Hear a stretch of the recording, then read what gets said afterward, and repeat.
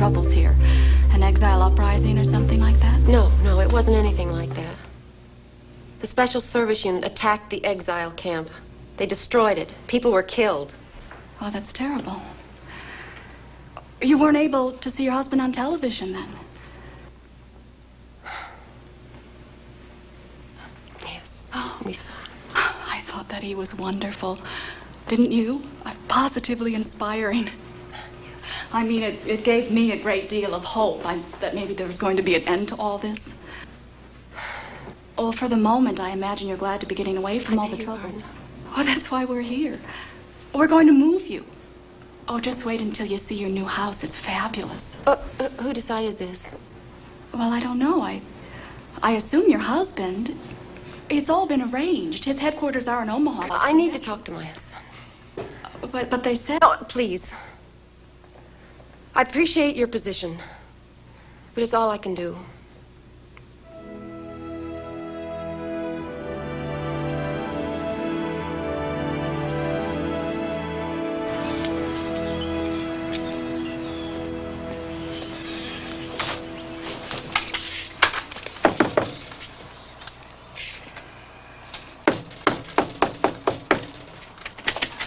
Mrs. Bradford, how are you? I've been better. I have your husband on the radio. Would you like to come with me?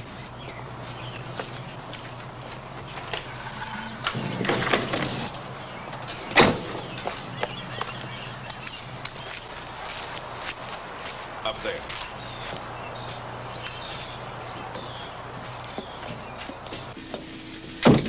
Sit down. Tell her what to do. You can listen anytime. If you talk, you must press this button. Proceed, please. Hello?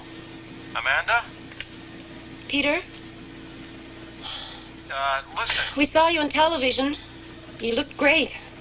Amanda, please, don't cut me off now. Things are moving very fast. I want you to meet me in Omaha. There's a house already set. Peter, when are you coming home? Honey, that's the point. I don't have time to come and get you, so... But there's no problem. There'll be plenty of people to help you there. Peter, do you have any idea what's going on here? Not really. I understand there's been some trouble with the exile. No, it's more than that. It's just real important that you come home. Honey, we need you to come home. That's impossible, Amanda. Peter, everything we're saying is going over a speaker here. Major Gertman is right here. She can't talk.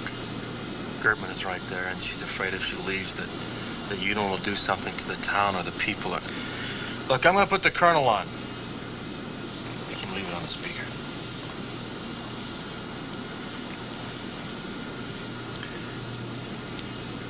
Mrs. Bradford, how are you? I'd like to say I'm fine, but I'm not. I don't want you to worry about a thing. I'm sure we can resolve whatever it is that's worrying you. I just want to congratulate you on being, what do you say, the new First Lady of the area. Yeah, well, thank you. But there's really something... If I might, could I talk to Major Gertman? And please, listen to what I have to tell you.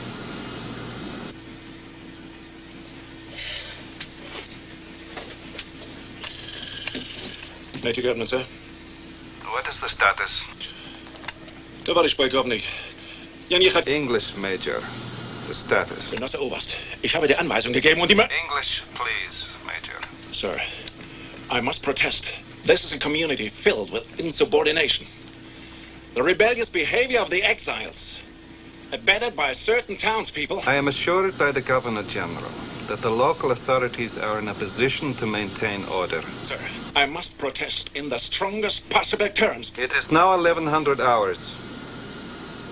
The curfew will be lifted, and all portions of your unit, including yourself, will be withdrawn to barracks by 1400 hours. Those are my orders. Yes, sir.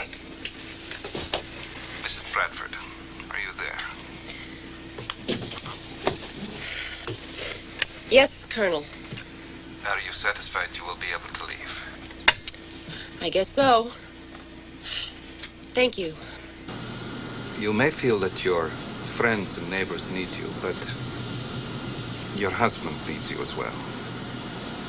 Here he is.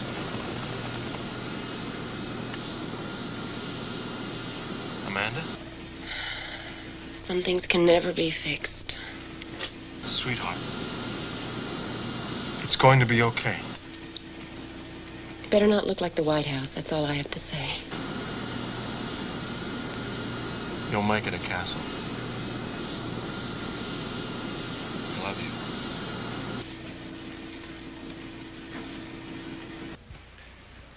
There seems to be a problem. I'm told you still have some kind of following, a kind of hero in absentia. In my position here, I have a responsibility to see that things go smoothly in this area.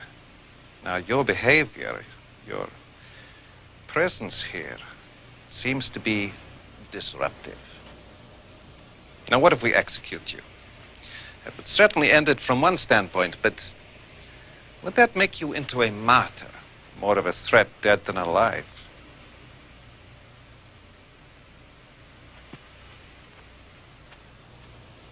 Tell me, or were you going to try to make it back to Milford? Your wife would tear down that town, house by house, to destroy you. Maybe I'm just trying to understand how a man who had your following, your strength, could allow himself to be betrayed by the woman closest to him. Or were you like the rest of your countrymen? Almost happy to accept failure because it meant you didn't really have to take responsibility anymore. When it came down to it, you allowed yourself to be betrayed. Allowed it to happen. Maybe you were even grateful that it saved you from having to prove yourself.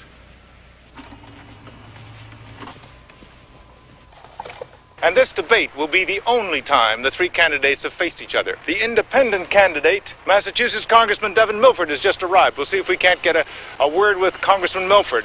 Congressman Milford is accused by the Republican candidate, Senator Winthrop, and Democratic hopeful Daniel Brand of being a spoiler with no real chance of winning, while bringing into the campaign confusion and divisiveness. How's it going so far, sir? Can we have a comment? Why have you decided Senator to participate in this debate if you consider the election rigged? The only access I'll have to the national press and the national network. As you know, I've not been allowed to reach the American people. What evidence do you have? Your candidacy has been run by the Every one of Soviets, you knows that this election is a farce. You ladies and gentlemen of the press have been less than honest in reporting to the American people what's going on in this country. What sort of report you have? Abandoning the principle of free press, America has allowed itself to be controlled by special interests and ultimately by a foreign power. Just as by abandoning the principle of a United Nations, we've allowed the Russians to usurp its name and debase its function. Who do you Are you only talking like this because you've been... Senator, what do you say about the allegation the congressman has made about the elections being rigged by the Soviets? Let me answer you, Congressman. Are you afraid to confront the truth?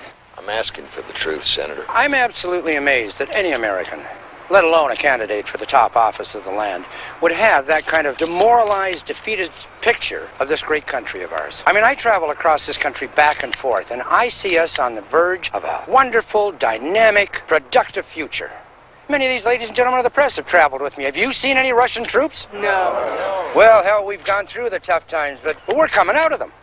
I think I can shed some light on that. Mr. Brand? Come right up here, sir. I've been troubled by Congressman Milford's approach to this election. I think this election is one of the most important in this country's history. We're just beginning to see the light at the end of the tunnel. And for the first time, as far back as I can remember, I don't wake up every morning afraid that the world is going to be annihilated by nuclear war, whether intentionally or accidentally. What I wake up with is a faith in America, restored, as strong as ever. Not militarily, but spiritually.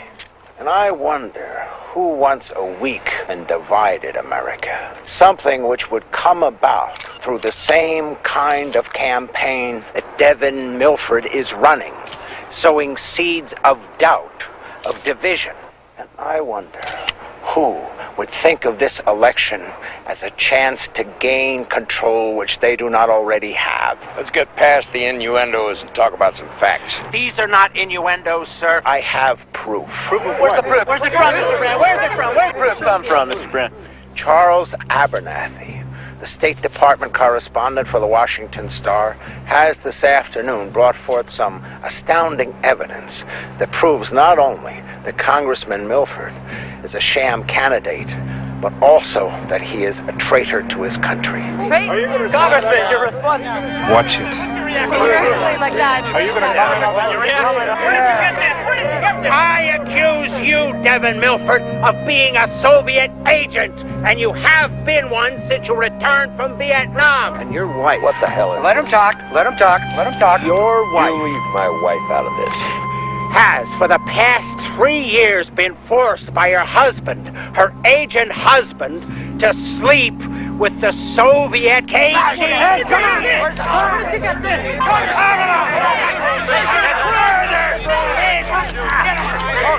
at her! Look at her face! Tell me that's not true! Look at her! Look! Face! Tell me that isn't true!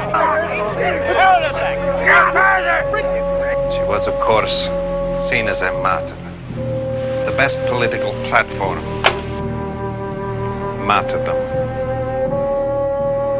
What's the matter with you, man? You were betrayed and yet you just sit there. Were all your guts ripped out in the camp, or didn't you ever really have any?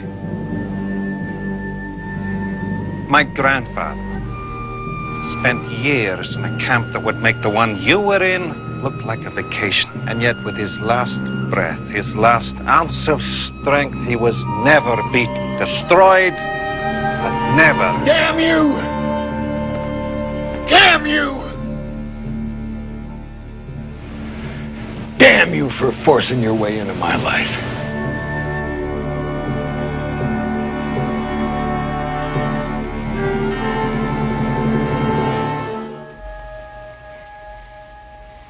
He has to be killed. Don't you think you're overreacting? He broke his exile, kidnapped my children. One of them wanted to go with him. In fact, ran away rather. You don't understand.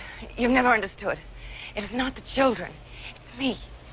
He wants to destroy me. Everything I built. He wants... Revenge?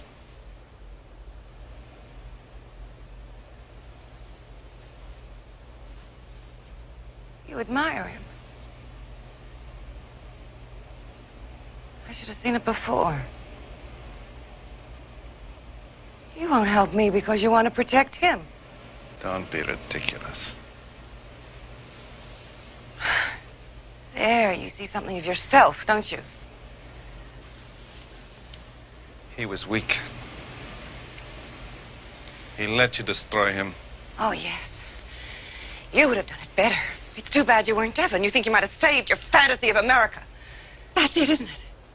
Be rational. I am, if anything, protecting you, protecting my work. You had no right to take him out of the custody of party security. Look at yourself. You are the Deputy Governor General of the Central Area. Soon this will be an independent country. You need the support of the people, at least in appearance, if you are going to survive. I know what I'm doing. If you blindly pursue an act of revenge, such as the unjustified murder of the father of your children, you will become a feared and despised person. And whatever exaggerated ideas you have of yourself, you are not strong enough to survive that.